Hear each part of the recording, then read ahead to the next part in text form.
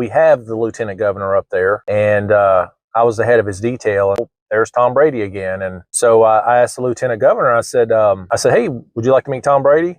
And he says, yeah, sure. And so I walked over and I said, hey, Tom, I said, I met you last year. I'm on the governor's detail. And he's like, oh, yeah. And I said, not wanting a picture. And I kind of laughed. I said, I just want to introduce you to the lieutenant governor. He's up here and he wanted to meet you. And so I took him over and I said, hey, Tom, this is Lieutenant Governor. And I told him his name, and this is Tom Brady. And he says, pleasure to meet you, sir, or whatever. And so then the lieutenant governor sees somebody else that he starts talking to, and Brady's standing there, and he said, hey, do you have any idea, any tips on mudders? He said, it's raining awful out there. And he said, I know the track's going to be muddy. Thought maybe you might have heard some good advice. And I said, well, Tom, I said, actually, right before we came up here, somebody was actually talking about that. And they were saying lay heavy bets on this horse and that horse. And so I gave him a couple, and he goes, all right, so I'll go do that right now. And so I don't remember if they actually did well at that particular Derby, but it was just kind of a cool thing that I can say I gave Tom Brady horse racing betting advice. So I thought that was pretty cool. Kind of made up for the year before. But